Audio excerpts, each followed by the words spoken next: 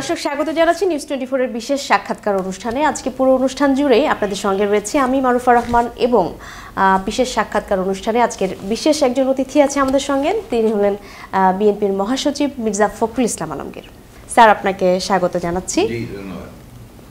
আজকে অনুষ্ঠানের শুরুতে আপনার কাছে যে প্রশ্নটি আমার, সেটি হচ্ছে গণ অভ্যুত্থান পরবর্তী বাংলাদেশ প্রায় 1 বছর অতিক্রম করলো। এই 1 বছরে নতুন বাংলাদেশকে আপনি কেমন দেখলেন? না, একটা ফ্যাসিস্ট রেজিমের পরে গণ অভ্যুত্থানের মধ্যে সরকার পরিবর্তন হয়েছে এবং একটা নন পলিটিক্যাল একটা সরকার, যারা মধ্যবর্তী সরকারের দায়িত্ব পালন করছেন, তাদের অধীনে আমি মনে করি যে এখন পর্যন্ত সব কিছু ঠিকঠাক মতো চলছে। বিশেষ করে সব প্রতিষ্ঠানগুলো ভেঙে গিয়েছিল ফ্যাসিস্ট আওয়ামী লীগ সরকারের আমলে, তারা ভেঙে দিয়েছিল। সেগুলোকে আবার একটু পুনর্গঠনের চেষ্টা করা, সেটা কাজগুলো হচ্ছে। আপনার ল অ্যান্ড অর্ডার সিচুয়েশন, আপনার অনেকেই খুব নেগেটিভ কথা বলছেন, কিন্তু আমি মনে করি যে সেখানেও কিছুটা উন্নতি হয়েছে। প্রবলেম আছে অনেকগুলো, সেই সঙ্গে আপনার জুডিশিয়ারিতে উন্নতি হয়েছে, সংস্কার কর্মসূচিগুলো এগিয়ে চলেছে বেশ সময় মতো, টার্গেট ঠিক রেখেই। সুতরাং আমার মনে হয় যে খুব একটা সমস্যা আমি দেখছি না। আর একটা পলিটিক্যাল ইস্যুতে তর্ক বিতর্ক হবে, গণতান্ত্রিক একটা দেশের মধ্যে আপনার আলাপ আলোচনা হবে, কথাবার্তা হবে, এটা স্বাভাবিক। এর মধ্যে আমি আপনার এখন পর্যন্ত ল অ্যান্ড অর্ডার সিচুয়েশন অনেকটা ডিটেরিওরেট করেছে, সেগুলো আরও ভালো করে অ্যাড্রেস করা দরকার। তা আমার মনে হয় যে সবাই যদি আমরা একটু উদ্যোগী হই, তাহলে আমরা সহযোগিতা করি আইন শৃঙ্খলা পরিস্থিতিকে, তাহলে নিশ্চয়ই সেটা আগের চাইতে ইমপ্রুভ করবে। সবচেয়ে বড় জিনিস যেটা, যে নির্বাচনের দিকে আমরা এগিয়ে চলেছি। ইতিমধ্যে লন্ডনে আমাদের ভারপ্রাপ্ত চেয়ারম্যান জনাব তারেক রহমানের সঙ্গে আমাদের প্রধান উপদেষ্টার যে সভা হয়েছে, বৈঠক হয়েছে, সেই বৈঠকে যে সিদ্ধান্তগুলো হয়েছে, সেই সিদ্ধান্তের আলোকে আমরা ফেব্রুয়ারি মাসের মধ্যবর্তী সময়ে আমরা আশা করছি যে দেশে আপনার জাতীয় সংসদ নির্বাচন হবে। আমরা বিশ্বাস করি যে এই নির্বাচনটা হলে এবং নির্বাচন ট্র্যাকেই যখন আপনার দেশ উঠবে, তখন দেশ অনেকটা গতি ফিরে পাবে এবং একটা সঠিক পথে এগিয়ে চলবে বলে আমরা বিশ্বাস করি।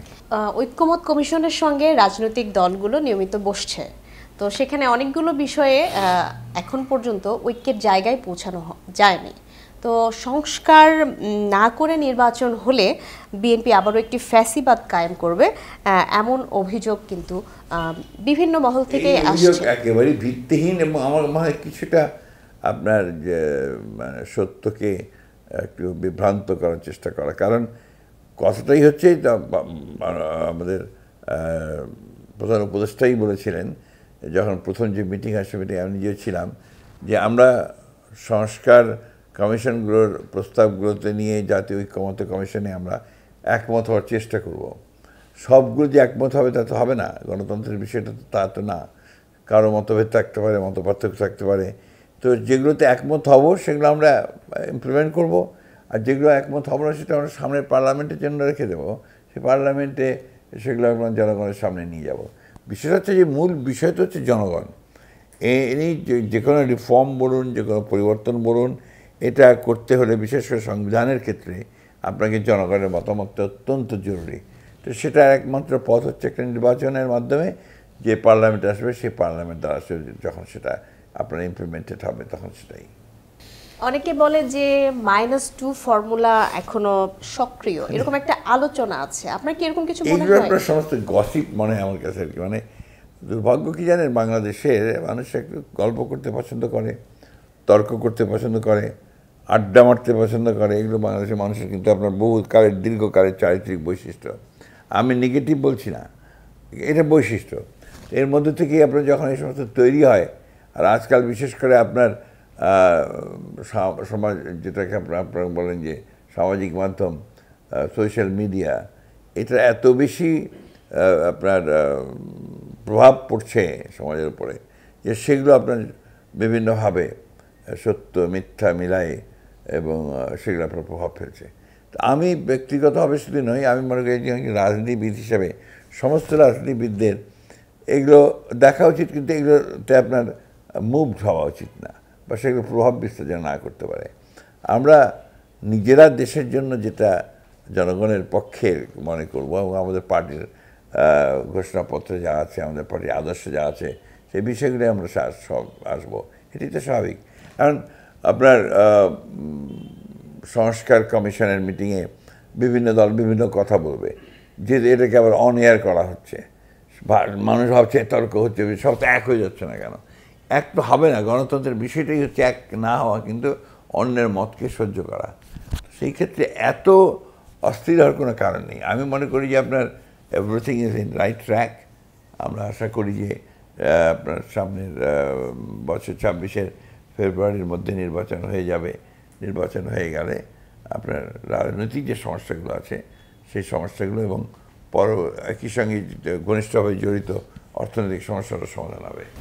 মাননীয় মহাসচিব, লন্ডনে বহুল আলোচিত যে বৈঠকটি হলো প্রধান উপদেষ্টা এবং বিএনপির ভারপ্রাপ্ত চেয়ারম্যানের সঙ্গে, সেখান থেকে আমরা মাত্র শুধু নির্বাচনের যে দিনক্ষণ এই বার্তাটি শুধু যৌথ বিবৃতির মধ্য দিয়ে আমরা জানতে পেরেছি। এছাড়াও তো আরো অনেক বিষয়ে আলাপ হয়েছে, সেখান থেকে যদি কিছু আমাদের সঙ্গে শেয়ার। এটা আমি ঠিক আপনাকে বলতে পারবো না, আমি সরি, কারণ মিটিংয়ে আমি ছিলাম না।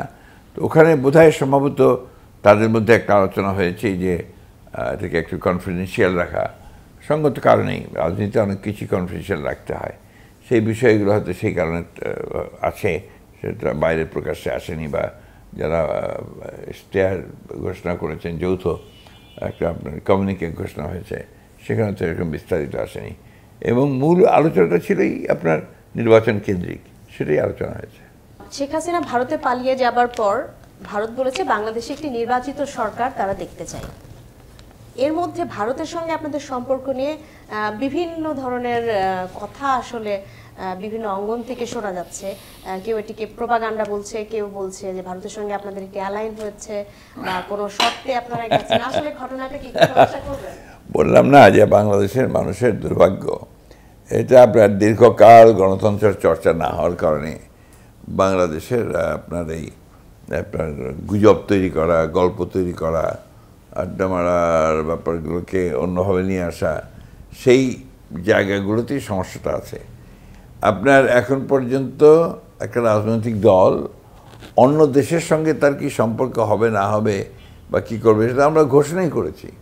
আমাদের ঘোষণার মধ্যেই আছে যে ভারতের সঙ্গে আমাদের সম্পর্ক পুরোপুরিভাবে আমাদের যে ঘোষিত নীতি, অর্থাৎ আপনার সকলেই আমাদের বন্ধু হবেন, কেউ আমাদের শত্রু হবেন না, সেইভাবেই আমরা মনে করি আছে, এবং সেটাকে আরও প্রমোট করার ব্যবস্থা করব।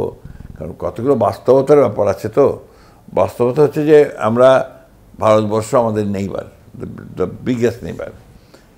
কেন ভারতের সঙ্গে সম্পর্ক নিয়ে জনগণের এত ঝামেলা, এত প্রশ্ন, এত কিছু? এই কারণে যে ভারত বিগত দিনগুলোতে বাংলাদেশের মানুষের যে চাহিদা আকাঙ্ক্ষা, সেগুলোর ব্যাপারে ভারত ঠিক সেইভাবে অ্যাক্ট করেনি। যেমন বিগত সরকারের সঙ্গে তার গভীর সম্পর্ক ছিল আওয়ামী লীগের সঙ্গে, যেটাতে হচ্ছে কি আওয়ামী লীগ যেহেতু বিগত সরকার যেহেতু বাংলাদেশের সমস্যাগুলো সমাধান করতে পারেনি ভারতের সঙ্গে, পানির সমস্যার সমাধান হয়নি, হিস্সার সমাধান হয়নি, সব আপনার সীমান্তে হত্যার সমাধান হয়নি, এরপরে নির্বাচনের মধ্যে হস্তক্ষেপ করা, আপনার প্রশাসনে হস্তক্ষেপ করা। অন্যদিকে এখন আবার পতিত সে আপনার ফ্যাসিস্ট হাসিনাকে আশ্রয় দেওয়া, এটাতে বাংলাদেশের জনগণের মধ্যে নিঃসন্দেহে একটা বড় রকমের বিরূপ প্রতিক্রিয়া সৃষ্টি হয়েছে। সেই জন্যেই মানুষের খুব আগ্রহ থাকে যে বিএনপির সঙ্গে সম্পর্ক কেমন, জামাতের সঙ্গে সম্পর্ক কেমন, এনসিপির সঙ্গে সম্পর্ক কেমন। আমরা আমাদের সম্পর্ক ব্যাপারটা খুব পরিষ্কার করেই বলেছি যে অন্যান্য দেশগুলোর সঙ্গে আমাদের যেরকম সম্পর্ক, আমরা সেই রকম সম্পর্ক রাখতে চাই। ভারতের সঙ্গে আমরা একটা ফাংশনাল রিলেশনশিপ রাখতে চাই, প্রোভাইডেড ভারত যদি সেইভাবে আচরণ করে, ভারত যদি তারা সৎ প্রতিবেশীর মতো আপনার আচরণ করে। এখন হাসিনাকে ফেরত চাওয়া হচ্ছে, হাসিনাকে যদি ফেরত দেয় এবং নন ইন্টারফারেন্স করে, বাংলাদেশের হাসিনা আপনার ইন্টারফেয়ার না করে, পানি সমস্যাগুলো সমাধানের জন্য ইমিডিয়েটলি স্টেপস নেয়, সীমান্তে হত্যা বন্ধ করে, তাহলে ডেফিনেটলি তার সঙ্গে সম্পর্ক ভালো করার না করার তো কোনো কারণ নেই। তবে প্রথম কথা হচ্ছে তাকে এই সম্পর্ক ভালো করার জন্য উদ্যোগ গ্রহণ করতে হবে এবং বাংলাদেশকে ছোট ভাই মনে না করে ইকুয়াল লেভেলে আপনার মনে করতে হবে যে বাংলাদেশ একটা স্বাধীন সার্বভৌম রাষ্ট্র, ইকুয়াল স্ট্যাটাস দিয়ে করতে হবে এবং সম্মানসূচক সম্পর্ক হতে হবে। আপনাদের সাবেক জোট সঙ্গী জামায়াতের সঙ্গে বিএনপির সম্পর্কটা কি আসলে কৌশলগত নাকি আদর্শিক? জামাতের সঙ্গে সম্পর্ক সবসময় আমরা বলেছি যে তার সম্পর্কটা পুরোপুরি কৌশলগত, এবং এর আগে আপনারা অনেকবার জিজ্ঞেস করেছেন, তখন আমরা বলেছেন যে আমাদের সঙ্গে জামাতের যে অ্যালায়েন্স ছিল সেটা হচ্ছে আমাদের ইলেকট্রাল অ্যালায়েন্স। আন্দোলন করেছি আমরা একসাথে, কারণ আমরা একই সাথে আপনার ফ্যাসিবাদের দ্বারা আমরা আক্রান্ত হয়েছি। তাদের অনেক নেতা প্রাণ দিয়েছেন, তাদের ফাঁসি হয়েছে, অন্যায়ভাবে মিথ্যা মামলা হয়েছে, অসংখ্য অত্যাচার নির্যাতনের শিকার তারা হয়েছেন, আমরাও হয়েছি। ফলে একসাথে আমরা আন্দোলন করেছি দীর্ঘদিন। পরবর্তীকালে কৌশলগতভাবে আমরা এককভাবে চলার নীতি গ্রহণ করেছি এবং আমরা যৌথ, যেটাকে আমরা বলেছি যে আপনার যুগপৎ আন্দোলন, সেই যুগপৎ আন্দোলনের দিকে আমরা গেছি এবং সেই হিসেবে এখন পর্যন্ত কিন্তু আমরা ওই অবস্থাতেই আছি। এই মুহূর্তে বিএনপির সবচেয়ে বড় রাজনৈতিক প্রতিপক্ষ কারা? রাজনৈতিক প্রতিপক্ষ বলতে আমরা যেটা বুঝি যে আপনার ধরেন যারা নির্বাচনে বড় একটা আপনি ভূমিকা রাখতে পারবে অথবা জনগণের সামনে হিসেবে রাখতে পারবে, সেখানে আমরা নির্দিষ্ট করে কোনো দলকে বলতে চাই না। এখন এই মুহূর্তে আমরা মনে করি বিএনপি বলুন বা অন্যান্য রাজনৈতিক দলগুলো সকলের লক্ষ্য একটাই, সেই লক্ষ্যটা হচ্ছে বাংলাদেশে একটা নির্বাচন অনুষ্ঠান করা এবং একটা স্থিতিশীল সরকার তৈরি করা জনগণের সাপোর্ট নিয়ে, এবং সেই গণতান্ত্রিক পদ্ধতিতে ফিরে গিয়ে গণতান্ত্রিক উপায়ে রাষ্ট্র পরিচালনা করা। এ ব্যাপারে কিন্তু আমি মনে করি যে সমস্ত রাজনৈতিক দলগুলি একই মত পোষণ করেন এবং তারা সেই লক্ষ্যে কাজ করছেন। সুতরাং এখানে এই মুহূর্তে এখন আমরা সেভাবে প্রতিপক্ষ হিসেবে কাউকে চিহ্নিত করতে চাই না। ফ্যাসিবাদ বিরোধী রাজনৈতিক দলগুলোর মধ্যে বিরোধ কিভাবে দেখছেন? বিরোধ দেখি না আমি দেখি কোথাও কোথাও মতের অমিল থাকতে পারে, কারণ আলাদা দল তো, সেই আলাদা দলে নিঃসন্দেহে আপনার সকলের তো একমত হবে না সব ব্যাপারে। সেটা বিরোধ দেখি না আমি যেটা দেখি সেটা হচ্ছে যে কোনো কোনো জায়গায় দ্বিমত সেটা থাকতেই পারে। আমরা আলোচিত যে লন্ডন বৈঠকটি দেখলাম, প্রধান উপদেষ্টা এবং ভারপ্রাপ্ত চেয়ারম্যানের সঙ্গে যেই বৈঠক, তার পরবর্তীতে বেশ আশাব্যঞ্জক কথা আমরা শুনেছি এবং যৌথ বিবৃতিও দেখেছি। নির্বাচনের সব শঙ্কা কি কেটে গেছে বিএনপির দিক থেকে যে শঙ্কাগুলো ছিল? আমরা তো নির্বাচনের ব্যাপারে শঙ্কা ছিল আমাদের, যে কতগুলো ইস্যু নিয়ে সমস্যা আমরা দেখছিলাম আর কি, সেটা তো অবশ্যই কাটছে মনে করি আমরা।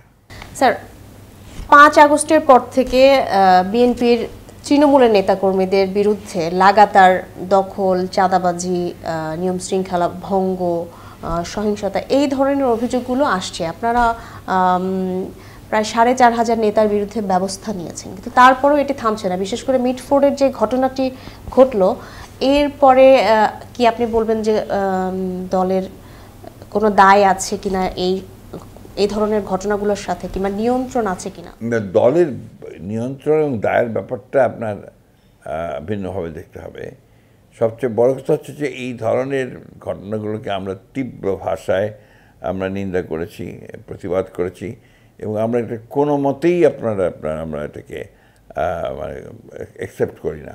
আপনি নিজে বলেছেন যে প্রায় 4,500 নেতাকর্মীকে বহিষ্কার করা হয়েছে দল থেকে, এবং তার মধ্যে সিনিয়র লিডাররাও আছেন। ব্যাপার হচ্ছে যে প্রায় 15 বছর এই ফ্যাসিস্ট সরকার এই দেশে একটা যে কালচার, পলিটিক্যাল কালচার যেটা তৈরি করেছে, সেই কালচার থেকে তো সহজেই মুহূর্তের মধ্যে বেরিয়ে আসা সম্ভব হচ্ছে না আরেকটি পলিটিক্যাল গভর্নমেন্ট, ডেমোক্রেটিক গভর্নমেন্ট না আসা পর্যন্ত, এবং সেই বিষয়গুলোকে ঠিকমতো অ্যাড্রেস না করা পর্যন্ত। আমরা এটাকে জঘন্য ভাষায় নিন্দা করছি। আমি এটাকে এরকম যে ঘটনাটা ঘটেছে, আমি স্টেটমেন্টও দিয়েছি, নারকীয় পৈশাচিক ঘটনা আমরা কোনো বাংলাদেশের মানুষ আমরা দেখতে চাই না। যারা এরা করেছে তারা কোনো রাজনৈতিক চিন্তাভাবনার লোক বলে আমার কাছে মনে হয় না। এরা প্রফেশনাল কিলার্স আর প্রফেশনাল মাফিয়াস। এদের প্রতি বিন্দুমাত্র কোনো সমর্থন বা প্রশ্রয় আমাদের নেই। অবিলম্বে তাদেরকে আপনার বহিষ্কার করা হয়েছে। দু একজন যারা দলের মধ্যে নাম ছিল, বাকিদেরকে আমরা আমাদের নেতৃবৃন্দকে নির্দেশ দিয়েছি যে সবাইকে চিহ্নিত করে দল থেকে বহিষ্কার করা, এবং আইন শৃঙ্খলা বাহিনীর কাছে আমরা আহ্বান জানিয়েছি তাদের বিরুদ্ধে অবিলম্বে প্রয়োজনীয় ব্যবস্থা গ্রহণ করে তাদেরকে দৃষ্টান্তমূলক শাস্তির আওতায় নিয়ে আসা। দলের পক্ষ থেকে এই ধরনের ঘটনায় শুধুমাত্র বহিষ্কার কি কার্যকর কোনো পন্থা বলে মনে করেন? আমরা তো তাকে খুন করতে পারি না, তার বিচার করতে পারি না। বিচার করতে পারে সরকার, আপনার বিচার বিভাগ এবং আমাদের আইন শৃঙ্খলা বাহিনী। আমরা আইন শৃঙ্খলা বাহিনীকে টেলিফোনে বলেছি এবং আপনার পত্রিকায় বিবৃতি দিয়ে বলেছি যে তাদেরকে গ্রেফতার করে তাদের বিরুদ্ধে অবিলম্বে আইনসম্মত ব্যবস্থা গ্রহণ করা। বাংলাদেশে এই ধরনের ঘটনা অতীতে ঘটেছে, একদম যে নতুন ঘটনা তা না, অতীতে ঘটেছে, বিভিন্ন সরকারের আমলে সেটা ঘটেছে। আমরা এটাকে তীব্রভাবে নিন্দা জানিয়েছি, we have never supported it, and আমরা এখনও নিন্দা জানাচ্ছি এবং এদের বিরুদ্ধে আমাদের দলীয় যে চরম ব্যবস্থা আছে সেই ব্যবস্থা আমরা থেকে নিয়েছি। আজীবন বহিষ্কার করা হয়েছে এবং আমরা তাদের বিরুদ্ধে আইন শৃঙ্খলা ব্যবস্থাকে নিতে বলা হয়েছে। এখন হ্যাঁ, ব্যাপারটা থেকে আবেগ খুব বেশি হলে এই সমস্যাগুলো তৈরি হয় আর কি। অবশ্যই এটা একটা জঘন্য নিন্দনীয় একটা ঘটনা। এই ঘটনা যে পুনরাবৃত্তি না হয়, বিএনপির কোনো লোকজনের জড়িত না থাকে, তার জন্য বিএনপি সাংগঠনিকভাবে সকল ব্যবস্থা গ্রহণ করছে এবং করবে, সবটাই গ্রহণ করা হবে। কিন্তু বিএনপি আপনার মামলা করবে এটা ঠিক আমি বুঝতে পারিনি। এমন যদি হতো যে নিয়মটা তো হচ্ছে যে হয় আইনি সহায়তার জন্য বিএনপি ভিকটিমের পাশে দাঁড়াবে, 100% দাঁড়াচ্ছি আমরা, এবং আমরা আমাদের খোঁজ করতে বলে দিয়েছি এবং আমরা আমাদের লয়ারদেরকে বলেছি তাদেরকে পুরো সহায়তা দিতে। আমরা আপনার আইন শৃঙ্খলা এই ঘটনাই নয়, বিগত যে সবগুলি করছি আমরা প্রত্যেকটি ঘটনাকে আমি নিজে জড়িত বলে বলছি আপনার কি, যে আমার এলাকাতে দু একটা ঘটনা প্রথম দিকে এই ধরনের ঘটনার একটা সূত্র হয়েছে। আমরা সাথে সাথে ওই টুক দেয় ইনিশিয়েটিভ আমরা নিজেরা উদ্যোগ নিয়ে সব কিছু করেছি। ঢাকাতে যেগুলো হচ্ছে আমরা উদ্যোগ নিয়ে কালকে রাত্রি প্রায় 11টার সময় আমি সব কিছু জেনে স্টেটমেন্ট করেছি এবং সেই স্টেটমেন্টগুলো আবার আপনার কাজ শুরু হয়েছে।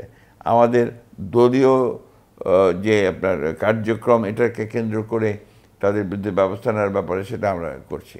সুতরাং এই ধরনের যে চিন্তাটা যে বিএনপি কি বিচার করবে, বিএনপি কি তাদেরকে গ্রেফতার করবে, বিএনপির সেই অধিকার আছে, এটা তো বিএনপির কাজ না, কাজটা হচ্ছে পুরোপুরি আইন শৃঙ্খলা বাহিনী। সম্মানিত মহাসচিব, একটি বিরতি নেওয়ার সময় হয়েছে। আমরা বিরতির পরে আরও বেশ কিছু প্রশ্নের উত্তর আপনার কাছে খুঁজব। দর্শক, সময় হয়েছে একটি বিরতির, আশা করছি সাথেই থাকবেন।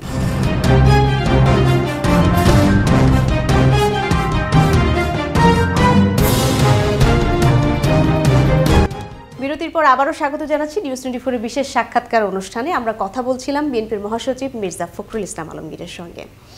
তো যে প্রসঙ্গে আমরা আসলে কথা বলছিলাম, কি ধরনের শাস্তিমূলক ব্যবস্থা নিলে আসলে বিএনপি তৃণমূল আপনাদের কমান্ডকে আসলে তারা আমলে নেবে? বিষয়টা হচ্ছে কি জানেন, যে একটা বড় বিএনপি একটা বড় রাজনৈতিক দল, একটা হেটেরোজেনিয়াস পলিটিক্যাল পার্টি, এখানে বিভিন্ন ধরনের লোক থাকে এবং গত 15 বছরে আন্দোলন সংগ্রামের মধ্যে হয়তো আরও কিছু লোকজন চলে এসছে বিএনপির মধ্যে, যারা হয়তো বা আপনার পুরোপুরিভাবে তাদের মন মানসিকতাগুলো বিএনপি যে চিন্তাভাবনা তার সঙ্গে সেট করতে পারেনি।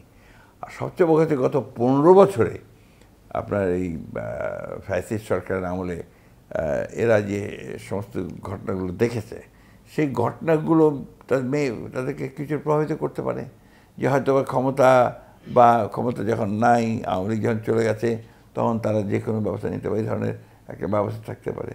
অন্যদিকে আরেকটা হতে পারে যে আইন শৃঙ্খলা বাহিনী প্রপারলি তারা এই ব্যবস্থা নিচ্ছে না, তাদের তো চিহ্নিত করা ছিল বহু আগে থেকে যে এই এলাকাতে কারা কারা এই ধরনের ঘটনার সঙ্গে জড়িত, তাদেরকে চিহ্নিত করে তাদেরকে গ্রেপ্তার করার ব্যবস্থা করা। আমরা তো আমাদের চেয়ারম্যান সাহেব তো ইতিমধ্যে টিম করে দিয়ে তারা চিহ্নিত করে আমরা তাদেরকে বহিষ্কার করা হচ্ছে বিভিন্ন জায়গায়। সুতরাং এই যে চিন্তাভাবনাটা হচ্ছে যে বিএনপি একটা কোন ধরনের দৃষ্টান্ত রাখতে পারে, আমরা 4,500 মানুষকে আমরা বহিষ্কার করেছি। এর চেয়ে বড় দৃষ্টান্ত আর কী হতে পারে? একটা পলিটিক্যাল পার্টি তার নির্বাচন করার আগে, ক্ষমতায় যাওয়ার আগে, সে তার দল থেকে আপনার 4,500 মানুষকে আপনার বহিষ্কার করেছে। I think that's enough. তারপরে আমরা কাজ করছি এবং আমরা ভবিষ্যতে যেন এই ঘটনাগুলো যেন না ঘটে সে তার জন্য সাংগঠনিক যে ব্যবস্থাগুলো নিলে আরও ভালোভাবে আসবে সেটা একটা চেষ্টা করছি আমরা। স্যার, এই ঘটনাগুলো ধরে আসলে সামনের যে নির্বাচন সেখানে ভোট বাক্সে কেমন প্রভাব পড়তে পারে? কিছুটা প্রভাব তো জনগণের মধ্যে পড়বেই, এ ব্যাপারে কোনো সন্দেহ নেই, আমি তো অস্বীকার করতেই পারি না। যেহেতু বিএনপির ট্যাগ তাদের সঙ্গে আছে, এই ট্যাগগুলোকে আমরা বাদ দিতে চাই। যত কিছু যেই ধরনের যারা আছে এখনও যে কিছু থাকে তাদেরকে দল থেকে বহিষ্কার করা, তাদেরকে বের করে দেওয়া, এবং যারা এর পিছনে আছে তাদেরকে দল থেকে বহিষ্কার করার ব্যবস্থাটা আমরা নিচ্ছি। বিএনপির ভারপ্রাপ্ত চেয়ারম্যান জনাব তারেক রহমানের দেশে ফেরার সুনির্দিষ্ট কোনো সময় আসলে না, এখনো সেটা হয়নি, এখনো কোনো হয়নি। এর কারণটা আসলে যারা এর কারণটা তো সমর্থক, যারা ভোটার, তারা আসলে জানতে চায় 5 আগস্ট পরবর্তী এখন সময়। পর্যন্ত তার সব মামলাগুলো শেষ করা যায়নি। আমরা প্রায় চূড়ান্ত পর্যায়ে এসেছি, আরও 2-1টা মামলা আছে, সেগুলো শেষ হচ্ছে। এইটাই প্রধান কারণ আর কি। বিএনপি চেয়ারপারসন বেগম খালেদা জিয়া কি আগামী নির্বাচনে অংশগ্রহণ করবেন? এটা সম্পূর্ণ নির্ভর করবে তার স্বাস্থ্য এবং দলের সিদ্ধান্তের উপরে। তার শারীরিক অবস্থা এখন কেমন? মোটামুটি একটা স্টেবল অবস্থায় আছে, তবে ঘন ঘন অসুস্থ হচ্ছেন, সেটা আমাদের কনসার্নের ব্যাপার। এখন এই মুহূর্তে তিনি একটু স্টেবল আছেন। স্যার, একটি প্রশ্ন, নির্বাচনের প্রস্তুতি কেমন বিএনপির, এবং প্রার্থী মনোনয়নে নতুনত্ব থাকবে কিনা? আমরা নতুনত্ব কথাটা তো একটা ভেগ কথা আর কি। আমরা নির্বাচনে যারা জনগণের কাছে জনপ্রিয় ক্যান্ডিডেট হিসেবে আসতে পারেন তাদেরকে নিশ্চয়ই দল প্রাধান্য দেবে। আমাদের তো একটা প্রক্রিয়া আছে, আমরা দলের তৃণমূল পর্যায় থেকে একটা মতামত গ্রহণ করি, মতামত গ্রহণ করার পরে তারপরে আমাদের একটা আপনার পার্লামেন্টারি বোর্ড আছে, যে বোর্ড থেকে, যেখানে স্ট্যান্ডিং কমিটির সমস্ত মেম্বাররা সদস্য, সেখান থেকে কিন্তু আপনার যারা প্রার্থী তাদের ইন্টারভিউ নেওয়া হয় এবং তাদেরকে মনোনয়ন দেওয়া হয়। সুতরাং সেইভাবেই আমরা কাজ শুরু করব, এখনও শুরু করিনি আমরা। বিএনপির সামনে বড় চ্যালেঞ্জ কি?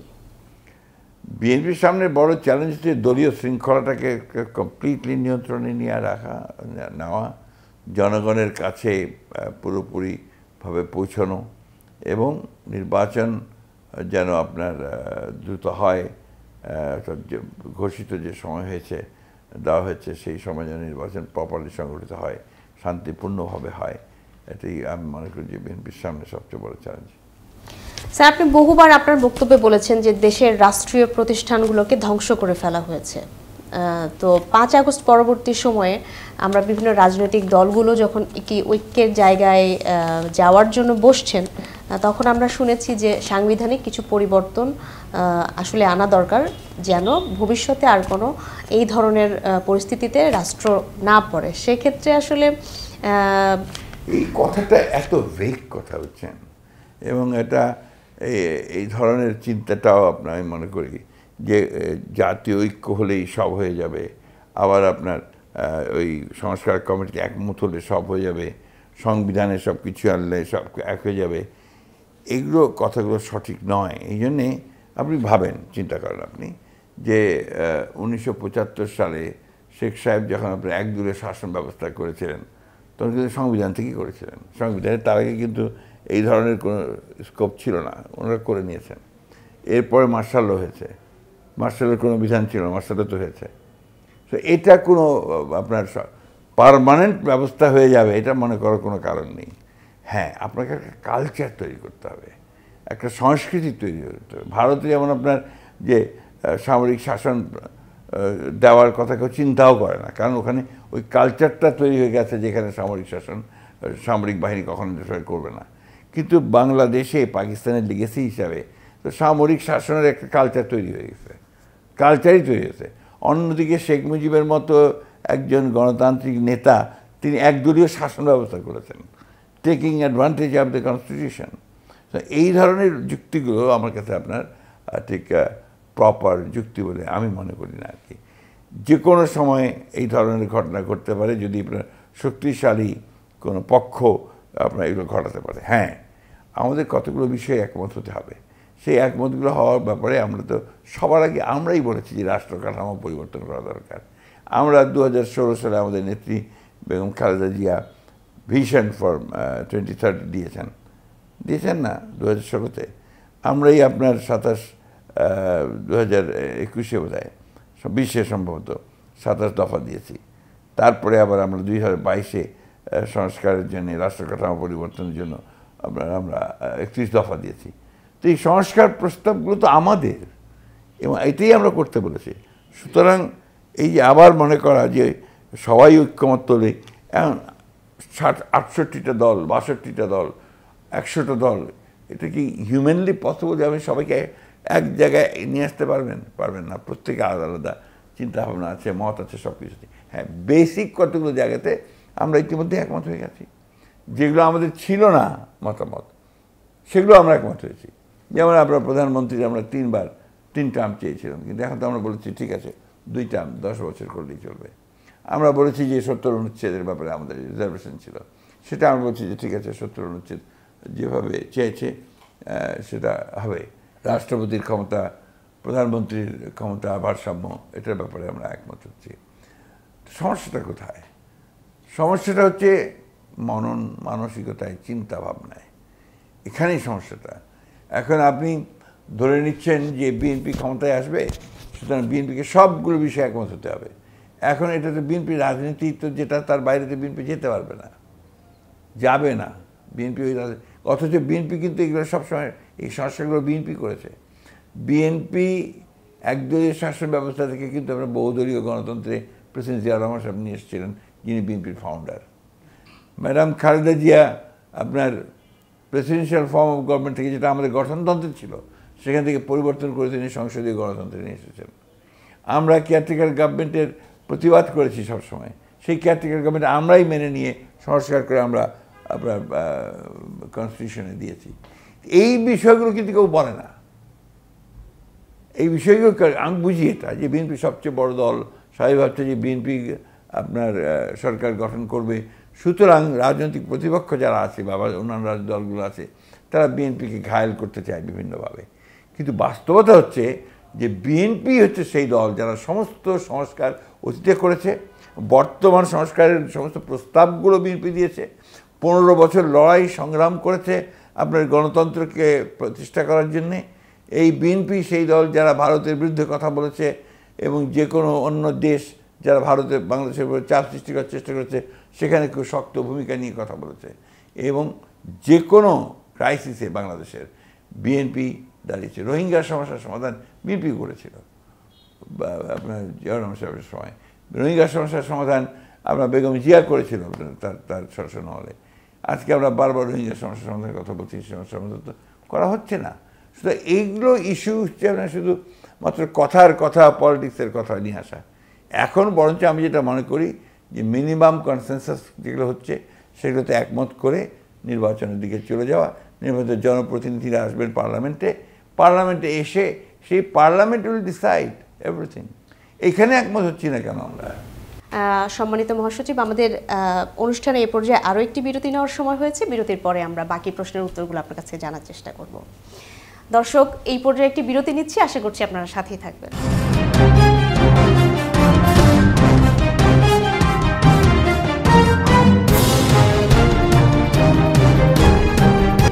বিরতির পরে আবারও স্বাগত জানাচ্ছি নিউজ 24-এর বিশেষ সাক্ষাৎকার অনুষ্ঠানে। আমরা দেশের সমসাময়িক রাজনৈতিক নানা ইস্যুতে কথা বলছিলাম বিএনপির মহাসচিব মির্জা ফখরুল ইসলাম আলমগীরের সঙ্গে।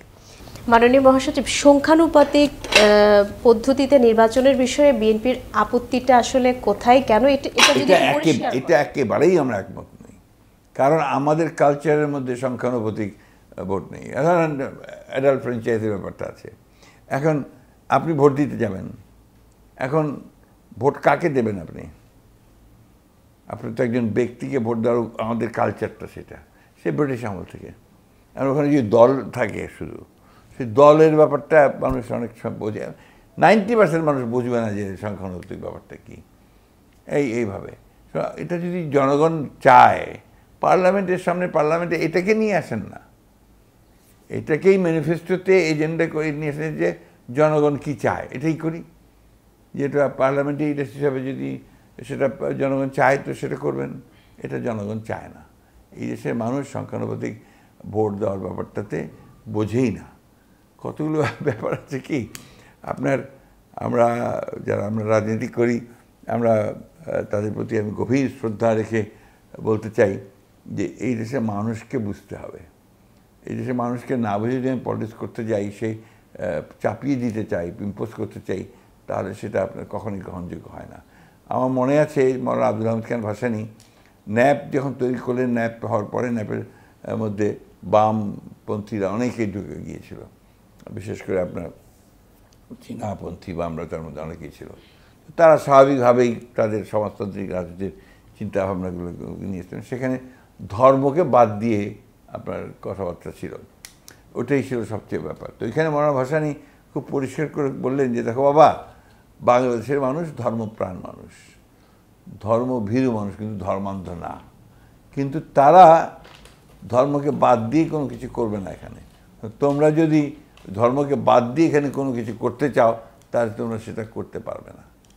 That's the reality. ওটি সময় থেকে সেটা হয়ে এসছে, ওটাই বাস্তবতা। এই বাস্তবতাকে মেনে নিয়ে আপনাকে সামনের দিকে এগোতে হবে, এবং এখন পর্যন্ত তো আমরা এসছি, আর সামনের দিকে সেভাবে যাবো। এটা আমি একটা উদাহরণ দিলাম। এইভাবেই আপনাকে প্রত্যেকটা জিনিসে যেতে হবে যেটা বাংলাদেশের মানুষ নিতে পারে, বোঝে, দে ক্যান আন্ডারস্ট্যান্ড ইট।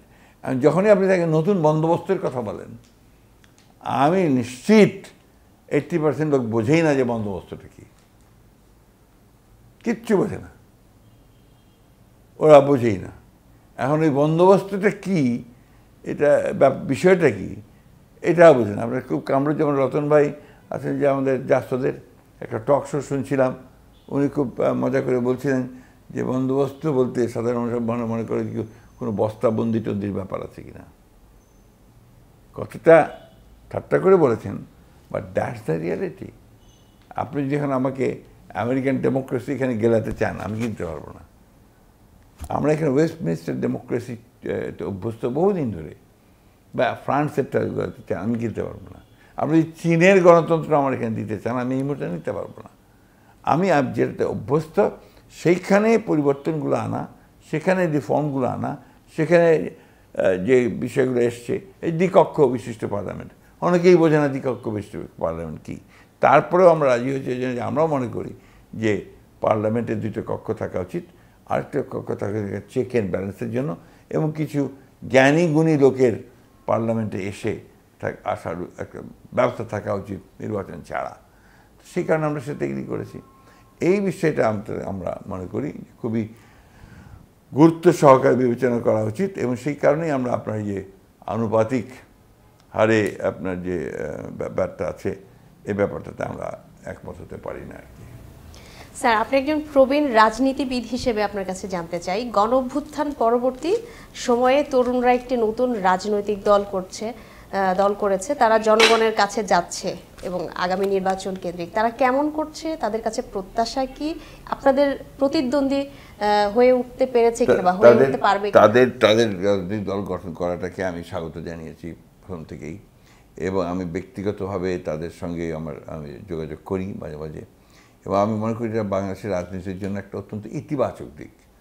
কারণ এখন শুধু বাংলাদেশ না, গোটা পৃথিবীতেই তরুণদের সামনে এগিয়ে আসা এটা আপনার খুব বেশি দরকার, বিশেষ করে রাজনীতির ক্ষেত্রে। দুর্ভাগ্য কি জানেন, যে এত বড় গণ আন্দোলন হলো, ছাত্র গণ অভ্যুত্থান হলো, ছাত্ররা লিড করলো, কিন্তু এখন আমরা গত যে একটা সার্ভে দেখলাম, সিএম একটা জরিপ হয়েছে আপনার, সেই জরিপে দেখলাম মাত্র 1.89% আপনার তরুণরা ইন্টারেস্টেড ইন পলিটিক্স। তো সেটা হলে তো আপনার আবার দেখা যাবে যেটা একটা নেগেটিভ হচ্ছে। তো ছাত্রদের নেতৃত্ব তারা অনেক ভালো করবে, তারা অনেক আধুনিক চিন্তাভাবনা নিয়ে আসবে, এবং এটা আমরা বিশ্বাস করি যে সেটা হওয়া উচিত। জনগণের কাছে তাদের অ্যাকসেপ্টেবিলিটি বাড়া উচিত, এটাতে আমরা বিশ্বাস করি, এবং আমরা মনে করি যে তারা নতুন একেবারে। সুতরাং রাজনীতির মধ্যে তারা যে ঘোর পেয়েছে, বিভিন্ন রকম ঝামেলা টামেলা যেগুলো আছে, সেটা they will learn it very quickly. তবে একটা ব্যাপার বোধহয় আমি যেটা মনে করি, এটা আমার যে গণতন্ত্রের মূল বিষয়টা হচ্ছে কি পরমত সহিষ্ণুতা, অন্যের মত আমি সহ্য করব, আমারটাই হবে অন্যেরটা হবে না, করতে দেব না, এই ন্যারেশনটা বোধহয় মানুষের কাছে খুব গ্রহণযোগ্য হবে বলে মনে হয় না আমার। It should be something like this, যে আমারটা এটা, আমি এই কথা বলতে চাই, যেমন দেশের জন্য, রাষ্ট্রের জন্য আমি এই কাজগুলো করতে চাই, আপনারা যদি আমাকে সমর্থন করেন আমাকে ভোট দিয়ে দিতে পারবেন। এটা হচ্ছে আপনার মনে হয় যে একটা সঠিক গণতান্ত্রিক প্রক্রিয়া।